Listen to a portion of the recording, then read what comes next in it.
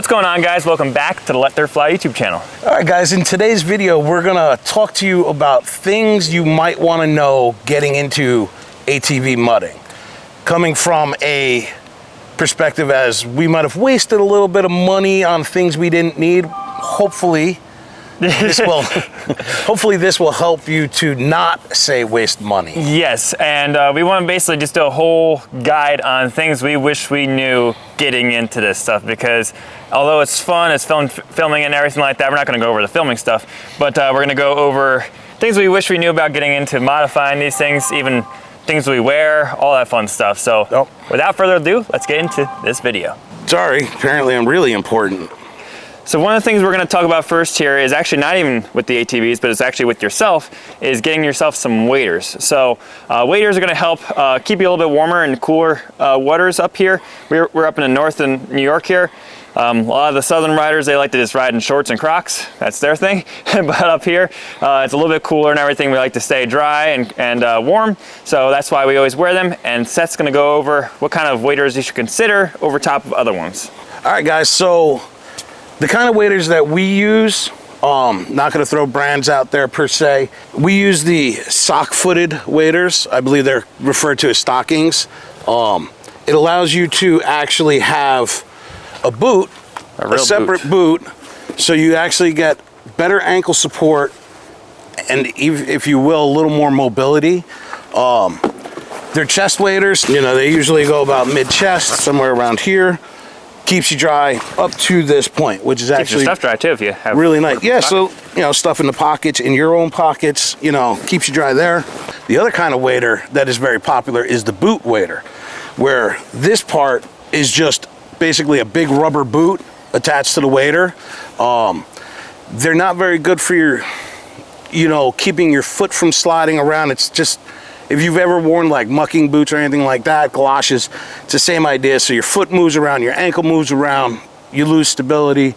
The boot is right attached to the wader. If you're walking around in a swamp like we do, you need that ankle support. Yeah. Also, with those waders in deep or sticky mud, it's really hard to keep pulling your foot out. With the separate boot and everything, it's a lot easier because you're actually tying that boot to your foot. We prefer this kind just because it's just a little bit easier when walking around and just having the mobility that you want. Adding to that, if you're really trying to stay clean, apologize for this. This is actually leftover skeg from Canada. You go with a jacket on top of your waders. Keep yourself extra dry. The other thing that we do actually recommend is a helmet. We ride with the face type helmet because we record our rides. A helmet in general, whatever kind, is always good, just safety. I mean, you never know what you're gonna experience out there. It's good for keeping your brain intact, which we all need. Some of us more than others. All right, so let's get into the ATV segment of this. Now, this also kind of applies to side-by-sides in a way too. It's just that we happen to have ATVs here. So one of the first things you want to consider with the ATVs is getting your intakes up. So now if I come on down to my dad's quad down here, this is just your standard Outlander. I guess you can compare it to like a Sportsman and stuff like that. But at least with the Outlanders, you get the raised up air intake that comes up to right here. But your problem is, even though yes, you can go up to this point technically in the water or mud. That's for your airbox. For your airbox, the CVT intake is actually right here and the exhaust is below the seat. Ooh. Which is not good. So if you decide to go in a little bit deeper than you should, you're gonna end up getting things like your belt box and everything wet. So I know with the Polaris Sportsman's, the air intake's like right under the seat because Seth has one and I had one also. But problem with that is if you go into water that you don't know or something like that, you might end up swamping your machine, which is not good. Definitely don't want to do that. Very common thing to do, unfortunately, for beginners, so make sure your air intakes are raised up somehow. So what I ended up doing with the quad behind us here, this essentially has the factory XMR setup in it that I kind of made, where it brings everything up and under the dash at least. So the air intake's raised up a little bit, and the CVT intake and exhaust are raised up as well, at least to the fender line. So this way we know that this is my fiance's quad, she's good until roughly the fenders, and then she's got to start watching out. Now, Next thing you could do is something like a factory style one that Can-Am offers, which is this guy. So these guys are really good, but their problem is they only raise up your air intake. Now, Seth actually made a video, I'll tag it right here.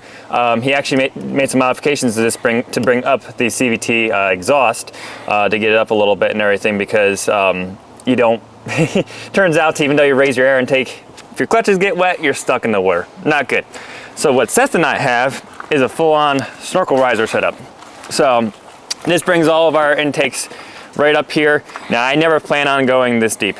Honestly, my personal opinion, and Seth, I don't think either wants to go that deep. That's as deep as I ever want to go, and that's actually where my vent lines, that's the other thing we got to talk about snorkels. That's where my vent lines are still. This is just in case, and also for us, it's also a visual. Being able to actually physically see when you're deep in the water where all your intakes are keeps your mind at ease a little bit. When you can't see what's going on and you're getting kind of deep and you're like, uh-oh, I don't know if I'm getting close to that point. It's a little scary. Been there, done that. My quad shut off underwater because the belt box actually filled with water, and that was not a fun day. Scared myself a lot, but luckily enough, the quad itself didn't get swamped. I still don't know how that happened. That's amazing. Ran out and bought these literally like the day after, I'm not gonna lie.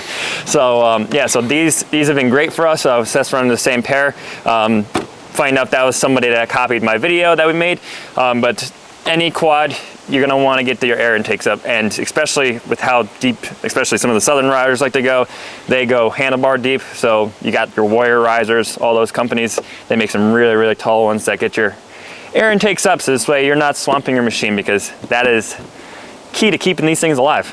So sticking on the topic of getting your quad snorkeled and everything and keeping everything out of the water, you gotta want to make sure the factory parts can actually withstand going under the water too, because if you think just adding a snorkel is gonna make it good to go, it's not. So let's just start with a OEM airbox here. This is my dad's setup. We just have a standard foam style. It makes the filter really nice and easy to change, but we have a standard foam style gasket here. But as you can see already, just by looking at it, this has only been opened once, and you can see what the gasket looks like. The factory ones and on every quad usually are not very good. No. They usually, they seal good enough to keep like dust and big dirt out, but they definitely don't keep out water. So we I mean, even yeah, you can even see the gaps. See that gap. You can see the whole cover moves. Yeah, it's not doing a very good job of sealing. So next thing you could do, and the cheapest thing that's very good insurance, is putting a replacement style gasket on. So this is one from OMC. I think it's called Outsiders. Outsider Motor Company. Motor Company. Yep. They work great. We've had great luck with them. We've had our quads buried up to here with them and haven't had any leaks or anything like that. Actually, our buddies over at Quad Logic now, they now sell an upgraded one. It's black and everything, so if you want to not have the orange gasket, you can get a black one from them. I think it's roughly the same price. And the other thing that our friends over at Quad Logic have is this. You got yourself a full-on billet goodness cover. Now, this might be not everybody's thing. I mean, the factory cover works perfectly fine. You don't need to do this, but this is just a nice sturdy cover to have. This also comes with the gasket, the upgraded gasket and everything. We have yet to have any problems with this as well, and they've been very good. So yeah, I mean, you're talking like a $50 seal from these actually aren't too bad from Quad Logic. No. I'll actually post the price right here. And actually, they also, RJWC is another big one on that. Yeah, RJWC. So, you know, you're talking like, I don't know what, 120 to 150, I don't really know the price. I think RJWC is a little bit more. RJWC is a little bit more. Outsider Motor Company, that seal is like $50. Yeah. So. Actually, I don't think, it's like 39, but shipping. Yeah, I think it was like 50 something with shipping. Yeah, they no longer do the belt box one either though. Yeah, so, but you're gonna want to make sure things are sealed essentially. So no, the Polaris, you have like the big cap style one that's got the big cover that just all you have holding it down. Couple tabs. And I've even seen guys do this on the Can-Ams. Some guys actually like to silicone all their stuff. They just use some mild silicone, nothing too crazy. Just enough to where it'll seal the water out, but you can still easily cut it with like a razor blade or something like that to get back into or even yank it right off. Marine grease works great too. Marine grease works good as a good sealant too, because you want to make sure all your stuff is sealed. Now, I guess I'll do it on my quad and show you guys kind of the redneck way of checking to make sure your stuff is sealed. But basically what you could do is you can go to like AutoZone or one of these stores, you can rent a fog machine and you can actually test all your stuff to see if anything's got any leaks. You seal everything up really good. You fill it all with the fog and everything. They call it smoke machine technically. And you can test everything. The other way, the free way, is this. So we're just gonna fire up my quad here. It shakes a little bit. So another good way of testing is take your air intake and just, should have a really good suction and should do that. So should be able to hear a good suction. It should stall out the quad. That means that everything is very sealed. And I actually had it happen on my fiance's quad over there. The first time I did that and everything, that's why I went out and bought that OMC gasket, is when I went to go test it. Turns out it wasn't sealing very good. The factory one did not seal literally at all. I could hear all the air sucking literally, and it wouldn't stall the quad or anything. So that's kind of a good way of testing, is just to suffocate the quad for a second. Obviously don't keep doing that because you can eventually, I don't think you'd really hurt anything. You're just adding extra fuel, not enough air. But that's just a really easy, quick test to do. The next thing we're going to talk about is a radiator relocation. So as you can see with the factory Can-Am, right through there is your radiator. So it's so dark I can't see it. So when you go into deep mud or deep water, guess what happens? That all hits your radiator. So what you would like to do is get your radiator up and out of the water and the mud. So by having the radiator up, if you go into mud yay deep, your radiator's not going to get plugged up. You know, even though sometimes when you're riding, you do throw a lot of mud and splashes on this, it's way easier to clean this than it is to get in here. With the factory one down low and it's all packed with mud, it's really hard to get the water in there to clean it. Not a pressure washer, a hose. That's pressure washes his. I pressure wash mine, which is why mine's a lot cleaner than Marshall's. Yeah, but this is also why yours has lines and stuff in it. And that was just the one. just the one? Again, you'd like to get your radiator up and out of the mud. You know, they have aftermarket kits that do this. This is the factory setup, but they do have aftermarket kits to get your radiator up. And if you're on a Renegade, they have all the same kind of kits, you know. Bumpers and everything. The basic kit, or you can buy the bumper setup, which is actually really nice. Yep. On to the next. So the next thing you're going to want to do is actually consider some tires for your machine. So this is where things start costing a little bit more money, because yes, things like rad relocates and stuff like that do cost money. This gets expensive because, I mean, a set of tires anymore, just the tires alone, usually brand new is going to cost you about $1,000. Pretty fortunate, I got some tires off of Facebook Marketplace sometimes, or buy some secondhand ones off the set for $300. But so tires are definitely going to help you in all instances with the mud, because if you're going through the mud in something like this, you can see how we don't have very good, well, first of all, there's no paddle design or anything, so nothing's going to really propel you that good through the mud. But then also the lugs are so close together, this is just going to slick right over with mud. Then we start to get into more of a tire like this. This is like our ATV Cryptids. As you can see, we got some really nice lugs, some side lugs. This way you can actually grip up on some of the deep ruts and everything. And then you get into a pretty nasty tire like the Tarachi, the XM310s, the Assassinators, all those fun stuff. So these tires are great. Any mud tire is awesome in its own way. Each one performs different and is good in its own way, which is kind of cool. That's why we have some different sets here, like the Tarachis, the XM310s. They all work really good. So the other thing that happens too when you obviously go to a mud tire, a lot of guys want to get a little bit of a larger tire. So that brings in another big expense, because now you got to worry about clearance on your machine, because certain quads can only run so big of a tire. And then the other thing too is you're going to be killing some power by going to a larger tire. So that's two things we got to talk about. And then also the tire sizing. It's just all over the place out there, because some tires like those 31-inch XM310s are actually more like a 29 and a half, a 30-inch or so. So not exactly 31. The factory ITP Cryptids that come on every XMR basically out there, except for the smaller CC machines, they're actually like 28 and a half, or like 3/4 or so. So they're basically a 28, 29-ish tall tire. So definitely not a 30 that they label on the side. So actually, funny enough, you can see a set of 30-inch trotches next to the XM310s, and you can see they're basically almost the same height. Actually, if not, maybe taller. They almost look taller, don't they? Nope, yours actually looks a little taller, but I don't know if it's the hill. Oh, gotcha. They're almost the same size. And then yeah, you go to a 32 versus a 31, and there's quite a bit of difference there. Oh yeah. So obviously going up in the tire size means you're expanding.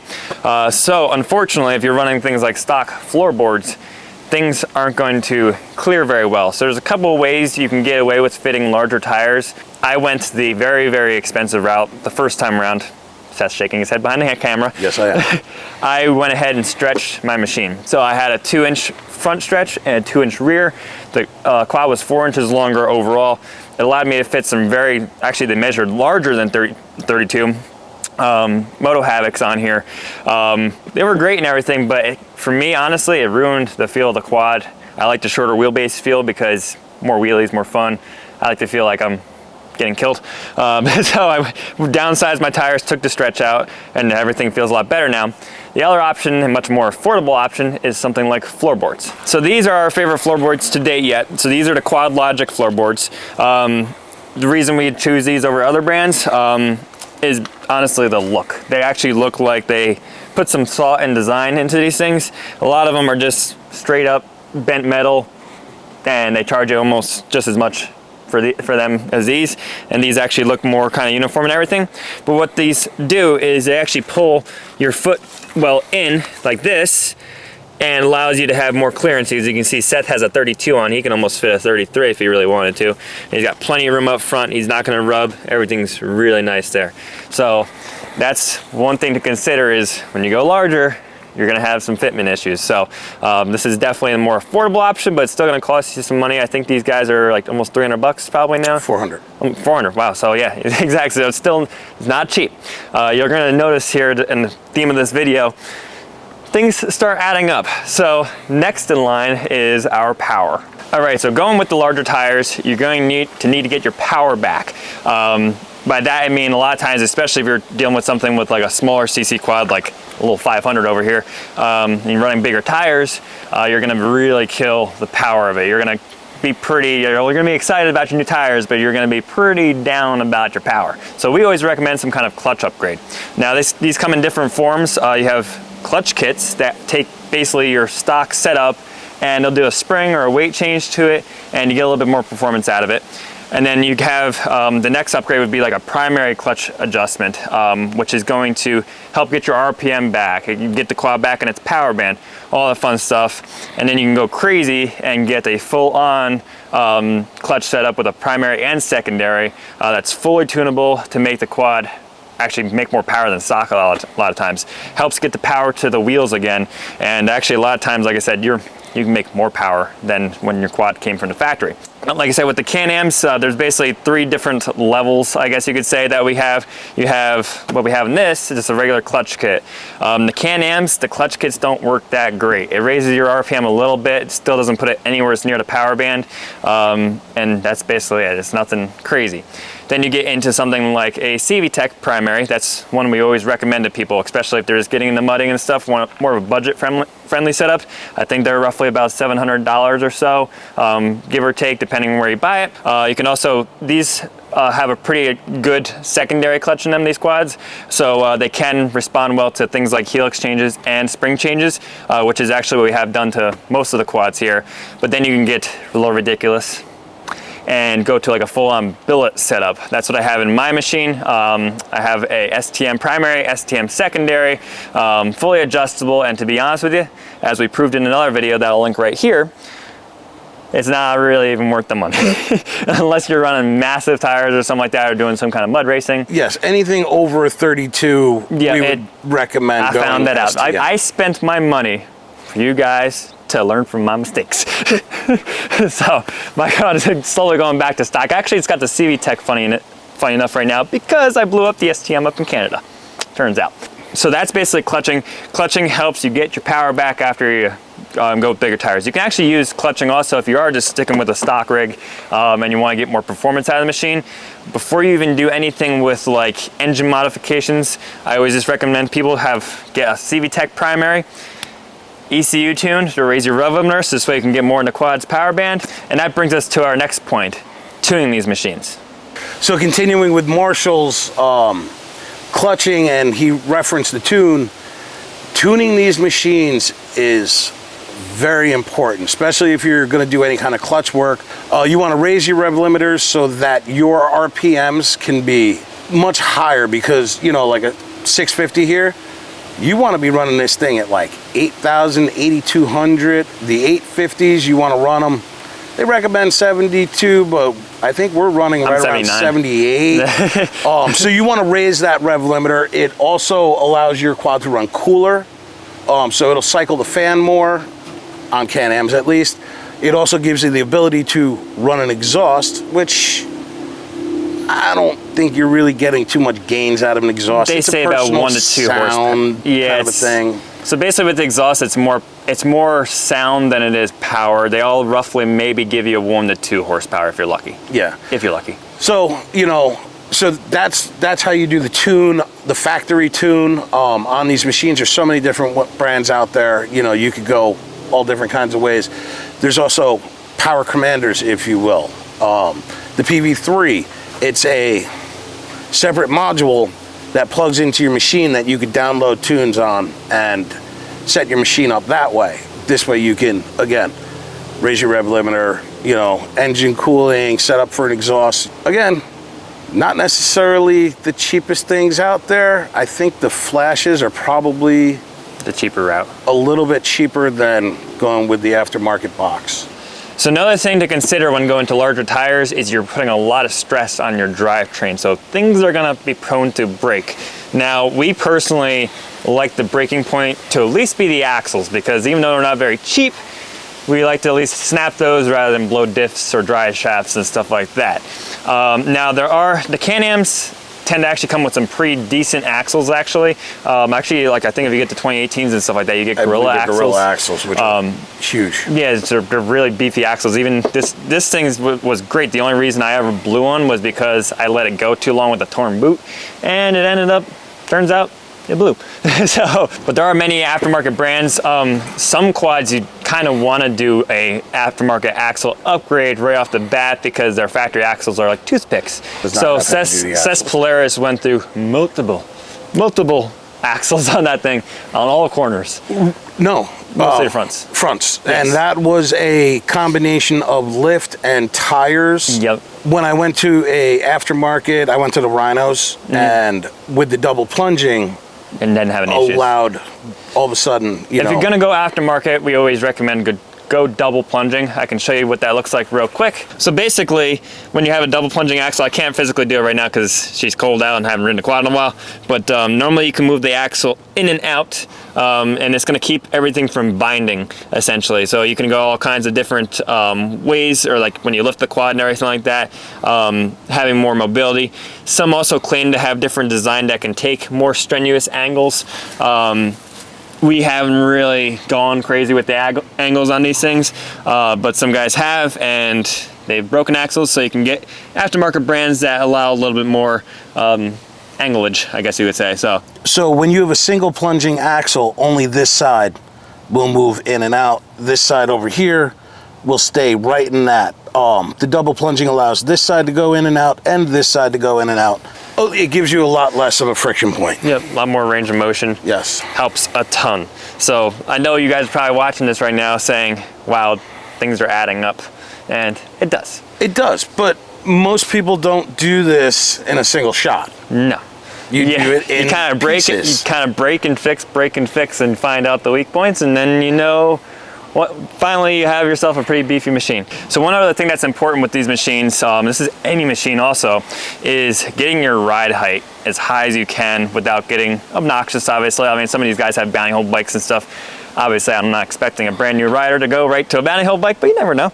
But so ground clearance is very important in mud. Actually, our friend Aaron brought this up in the comments when we asked what we should be featuring in this video, and he's spot on. So basically with these machines, if you get, at least with the Can-Ams, if you get a 650 or under cc, you have pretty soft suspension, especially if you have like an XT model. These things are nothing. So you're going to want to have a stiffer suspension. So what you can do is you can turn up your preload on your springs. That'll give you a little bit more ride height, but it'll also give you a little stiffer of a ride, which will help you in the mud also, because if you have soft suspension like this and you're leaning into like a rut or something like that, trying to get grip in the mud, you're basically not going to be applying any pressure on that spot, and essentially it's just going to compress up and that's it. So you want to have the quad pretty stiff.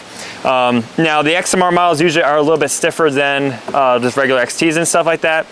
Same thing with Polaris's. I believe the high lifters and everything are a little bit stiffer than your typical really plush.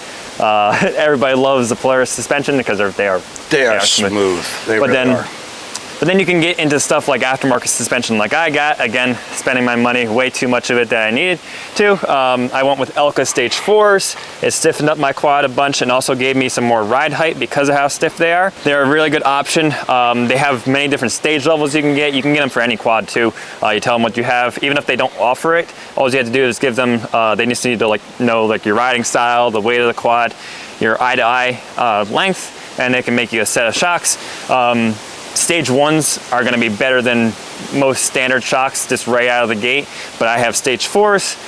Basically, the higher you go with the stages, the more adjustability you have. I wanted something a little bit more adjustable so this way I could tweak it. I like to tweak things, but stage 1s would have done me plenty. So suspension is definitely important. A lot of times raising up the machine also gives you more clearance for the bigger tires, except on Can-Ams, which we're about to show you right now. All right, so with the ground clearance, brings us to also lifts. Now, you can buy $20 puck lifts, which is just, a suspension lift. It's not even really a suspension lift, but you can buy the puck spacers that'll give you a lift, or you can go and buy an actual lift, which it'll raise up your machine. But as you notice, so these quads are actually basically, they start off at the same ride height, but you can see the 500 is just slightly taller. The yellow quad's the 500. And you can kind of see the lift in the back. Now, with lift kits, it's very important to know that you're dealing with a good company. That's why we always recommend Perfex. You can see the bottom bracket right there that's used to raise up the shock and everything.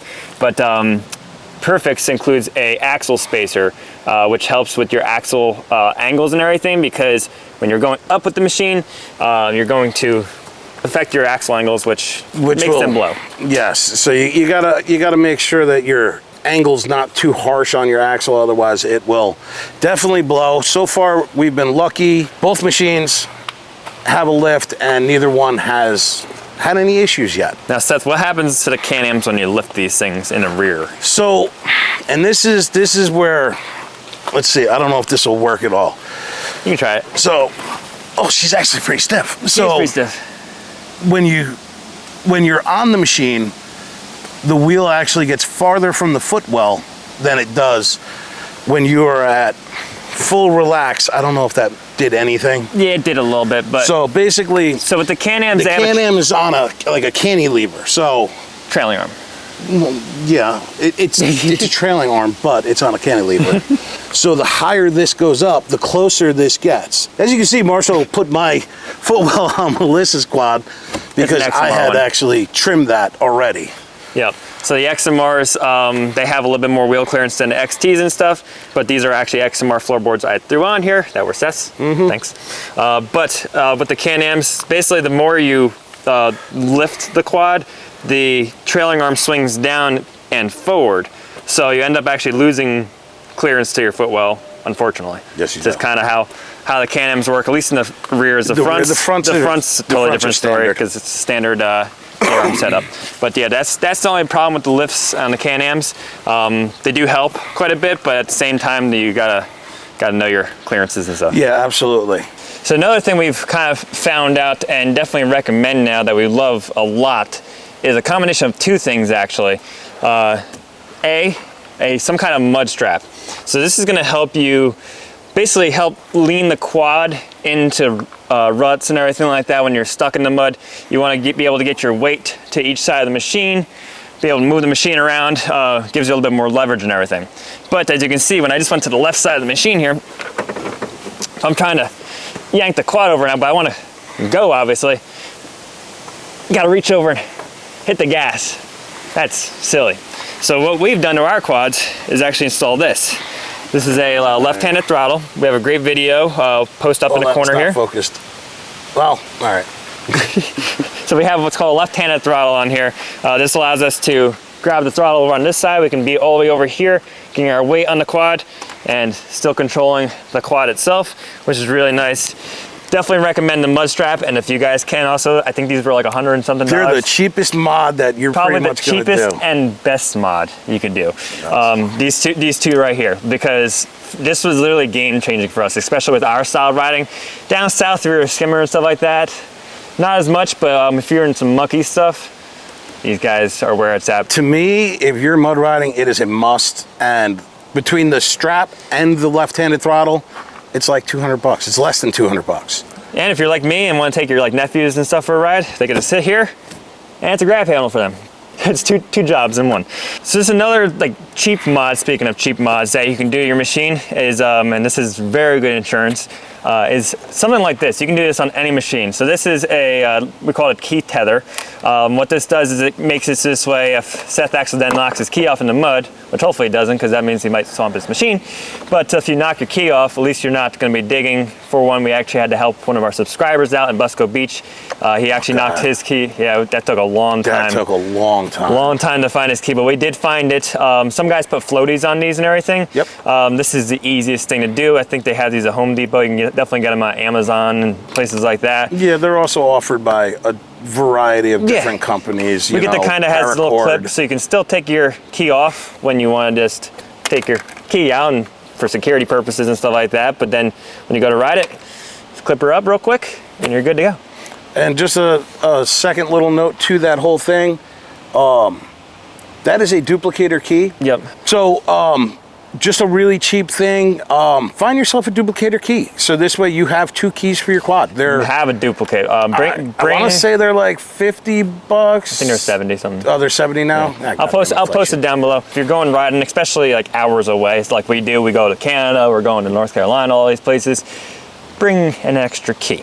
Because A, you might lose it on the way down for some reason, or B, you knock it off. So I think if you don't have one of these and you knock your key off, all you gotta do is you and your buddy go back to your truck, grab your extra key, come back, fire your quad back up, and you can continue with your day and everything like that if you can't find it. So we always bring extra keys with us, either in our trucks or sometimes we bring them with us. We'll throw them in our camera boxes and stuff like that, just in case somebody loses one. We're still able to ride. Good to go. One thing you are definitely going to need is a winch. You know, there's a variety of different winches, you know, 2,500, 3,000, 3,500. In ATVs, I don't believe you could throw 45s, possibly. There's a brand out there. You just has to be a small enough motor, and you have to do your research and you have make sure it fits. You have to make different drill holes usually. So, you definitely want a winch. You know, personally, like I threw very inexpensive little strap on this just to bring the hook out of the mud. Yeah, so you don't have to reach in there. Marshall used to have something else, but yeah, you want to try to make your winch accessible because a lot of times when you're buried in the mud, you're not going to be able to reach down there and grab. Yeah, you are buried in mud. So we usually try to do this. Yeah, try and bring get it up somehow if you can. With that, also safety straps. You know, you have the tree hugger straps so you don't, you know, kill the trees. You have 10-foot, 20-foot, you know, extension straps. Straps are... They saved our butt in Canada. They saved our butt down there in the back at times. Yeah. So, you know, you would also want to look into a strap of some kind. You know, just make sure it's like 10,000 pound rated. Also, for when you get stuck, having something on the back so that you can pull your quad out. You know, tons of different brands make them. So, you know, with that, front, rear, you know, something to hook up to be able to tow yourself out with. Up high, so this way you can get to it. One more thing that is on the cheaper side, it's definitely on the cheaper side, is fluid changing. If you're going to be riding in water and deep stuff like that, you need to change your fluids. Regularly. I mean, some guys change them after every single ride. That's up to you. I usually change mine after 2 to 3 rides. Front diff, it's like 12, 15 bucks. Drop it out, put new in. Rear diff. You want to change out your motor oil. Again, you don't have to do that every ride, but I recommend it a couple times a year at least. Transmission fluid, again, same thing, very cheap. Also, greasing, you want to grease your whole quad up. It really helps you to, you know, keep at bay those really expensive repairs. You blow front diff on this, you're talking $1,200, $1,500. Rear diff, I don't even know, the same. The same, yeah. You know, those are really expensive mistakes. So, maintenance, fluids, you know, stay on top of that. You know, like I said, every other ride is fine, you know. We usually do ours every like 3. Yeah, diff fluids are cheap. It helps you to save money on major repairs, which nobody wants a major repair. So that's going to conclude our little beginner series on getting into this stuff. Things basically to expect, essentially. This is stuff we noticed, especially getting into the mud. You're definitely going to want to. Yeah, and you know, take small bites. Start with the small things. The grab strap, the airbox seal. Work your way into tires. Use Facebook Marketplace. If you plan on riding mud, the easiest thing to do is to start with a mud machine. Yeah, start with an XMR. Start with a high lifter. Get right there. You're ahead of the curve because you can jump right you're into radically the mud. Relocated. You're kind of snorkel. You know. Yeah. You can essentially jump right into the mud, but there is still things you're gonna have to do, like airbox seals and stuff like that. Yeah. To be able to, like, I mean, look at Braden Price, what he's done with essentially a stock 850 XMR. I mean, that bounty hole bike. Yeah. Well, now it's a bounty hole bike, but like when his channel was growing like crazy, like the stuff he was doing with that stock quad on just regular little cryptids and stuff like that, Busco Beach is insane. Oh, yeah. Yep. So the stock form of some of these mud machines is great. Very capable. Extremely capable. It costs a lot more if you're trying to try to convert something that's not into something that is. Now, obviously, if you have like a Honda or something like that, all you have to really worry about is raising the 10-foot piece of PVC. That's literally what they do. Sorry guys, that's what you do, your Honda boys. But we just wanted to put this video together just to show you guys kind of things to expect, what we didn't expect, and just teach you a little bit about what actually has to go into these things to make them work properly. You guys probably see us enjoying ourselves all the time in the videos, but you might not realize what has to go on in the background as far as getting these things modified and everything. We try to document it all. Yeah, we try and bring you guys along for the ride as much as we can on a lot of the things we do. Yep. So right now we're going to be wrapping up this video, but we're actually going to be filming today a little mud tutorial video, essentially what to do once you're out there in the wilderness riding. Once you got all this crap. Yes. Now that you're prepared, now what do you do with it? So we're going to kind of show you guys some riding techniques and everything like that. Yep. Something that'll help you get through mud holes quicker or a little easier, and then just be able to have fun with it and everything. So absolutely. We've seen some very bad ways at parks, so we have to point those out. We've used some very bad ways at parks. Oh yeah, we've been those guys. So don't this isn't us like bad mouthing anybody. Absolutely, this is literally not us. So with that, make sure you guys are liking, subscribing, and commenting down below. We really appreciate the support. Seth, where can they catch us on the interwebs? You can catch us on Instagram and Facebook. Send us a message, you know, leave a comment on something. We appreciate everything. If you got a question, you know, we try and answer it the best we can, as quick as we can. So with that, we'll have to catch you guys next time on LetDirtFly. There we go. Have you forgotten where you were?